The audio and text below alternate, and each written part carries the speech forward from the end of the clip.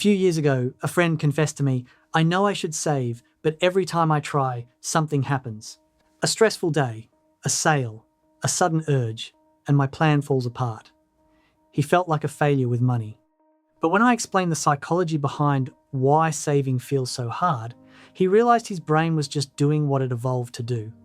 And once he understood that, he designed a system that made saving almost effortless. Saving money sounds simple in theory, but in real life it can feel like swimming against your own instincts.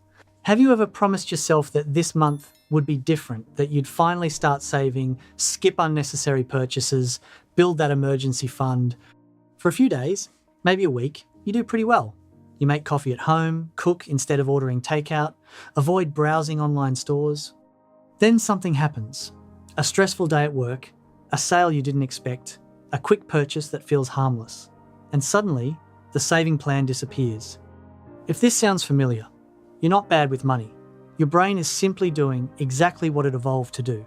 And understanding why saving feels so difficult is the first step to making it easier. First, we need to talk about present bias. Present bias is a psychological tendency where people prefer rewards today instead of larger rewards in the future. For example, imagine someone offers you two options, $50 today or $80 next month. Many people would still choose $50 today, not because it's better, but because it's immediate. Your brain loves immediate rewards. It releases dopamine, the chemical responsible for pleasure and motivation. That's why buying something right now feels satisfying. You experience a small emotional boost. Saving money, on the other hand, doesn't trigger the same response. When you move money into savings, nothing exciting happens immediately. You don't receive a reward, you simply see a slightly larger number in your account. And that number is connected to a future version of yourself, a version that feels abstract, distant, almost like a stranger. This creates a psychological conflict. Your brain prioritizes the present, but saving prioritizes the future. And this tension is why saving often feels like sacrifice. Now here's the interesting part. Once your savings reach a certain level, something changes. Your brain starts associating that growing balance with security. Instead of seeing savings as something you're giving up, you start seeing it as something you're gaining confidence, protection, freedom. Suddenly, saving money produces a new emotional reward, progress. But most people never reach that stage because they quit too early. The beginning is the hardest part. Those first few $100 or $1,000 don't feel meaningful yet. They don't provide the psychological shift that turns saving from a chore into a source of pride. So how do you make the beginning easier? You remove the decision. Saving becomes easier when it's automatic, when money moves into savings before you have a chance to spend it. Imagine two situations. In the first, your paycheck arrives in your checking account. You see the full amount and your brain immediately begins allocating it. Rent, groceries, entertainment, maybe something you've been wanting to buy. At month's end, you try to save whatever remains, but often nothing remains. In the second situation, the moment your paycheck arrives, 10% automatically moves into savings. You never see that money in your spending account. Your lifestyle simply adjusts around the remaining balance. This small difference changes everything because it removes the psychological battle between spending and saving. The decision is already made.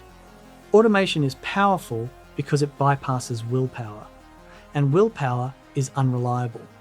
Some days you feel disciplined, other days you're tired, stressed, or distracted. Systems outperform motivation every time. This is why many wealthy people automate nearly every part of their finances: savings, investments, retirement contributions, bills. Their financial progress doesn't depend on daily discipline. It depends on systems that operate consistently, week after week, month after month, without requiring them to make a choice each time. Now, let's talk about another reason saving feels difficult: lack of visible progress. When someone tries to lose weight, they eventually see physical changes. When someone practices a skill, they notice improvement, but financial progress often feels invisible. If you save $200 per month, after 3 months you have $600. That doesn't feel dramatic. After a year, you have $2,400. Still not life-changing, because compounding hasn't started doing much yet. At the beginning, your contributions create almost all the growth. But eventually something interesting happens. Your money begins contributing to its own growth.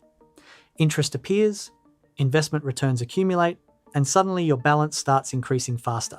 This is why the first few $1,000s are the hardest. Once savings, momentum builds, motivation increases, you start checking your account and feeling proud instead of stressed.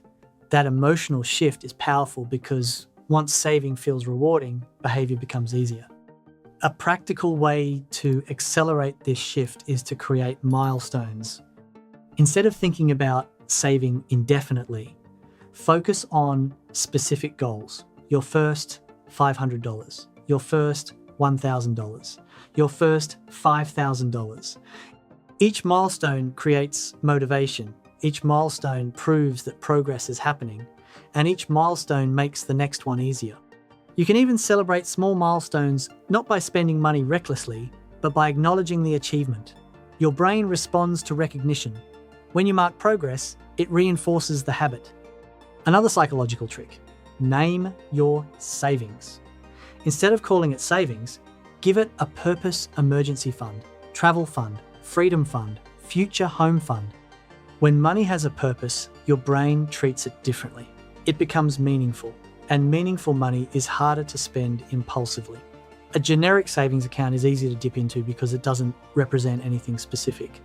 But when you label it Peace of Mind Fund or Career Change Fund, you attach an identity to those dollars.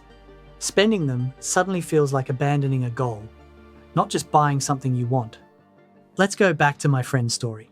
After we talked about present bias, he realized he'd been relying on motivation rather than structure. He set up an automatic transfer of 15% of his paycheck into a separate account he labeled Freedom Fund. He never saw that money in his checking account. Within 6 months, he had built a balance that covered 2 months of expenses. The shift in his confidence was remarkable. He told me, "I used to feel anxious every time an unexpected expense came up. Now I know I can handle it." That security changed his relationship with money. He stopped viewing saving as deprivation and started viewing it as building a safety net. Saving money isn't about eliminating enjoyment. It's about prioritizing future freedom over temporary comfort. You don't need to eliminate every small pleasure. You simply need balance. Spend intentionally, save consistently, invest regularly. The goal of saving isn't just accumulating money. It's reducing financial stress and increasing options. When you have savings, unexpected problems stop feeling like disasters. A car repair becomes manageable, a medical expense becomes solvable, a job change becomes possible. Savings buy breathing room. Breathing room creates confidence. Confidence leads to better decisions lead to wealth. All from a habit that once felt difficult. Saving money doesn't become easier because people become more disciplined. It becomes easier because systems remove the struggle. Automate savings, create milestones, give your money purpose, and let time reinforce the habit. Eventually something surprising happens. Saving stops feeling like deprivation and starts feeling like progress.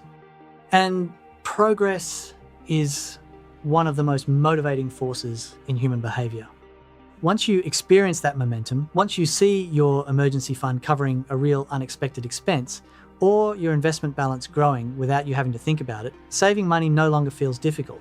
It feels inevitable. The truth is, your brain will never stop preferring immediate rewards. That wiring isn't going to change.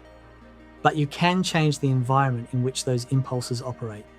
You can structure your finances so that the easy choice, the path of least resistance, is also the wise choice.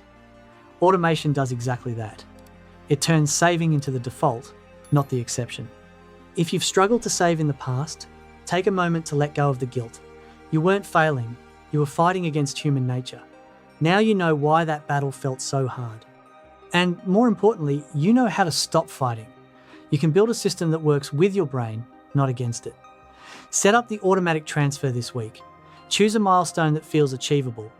Give your savings a name that matters to you. Then let the system do the work while you focus on living your life. A year from now, you'll look back and realize that the hardest part wasn't saving itself, it was believing you had to rely on willpower to do it. Once you let go of that belief and embrace structure, everything changed. And that quiet shift from struggling to save to saving without thinking is where lasting financial progress truly begins.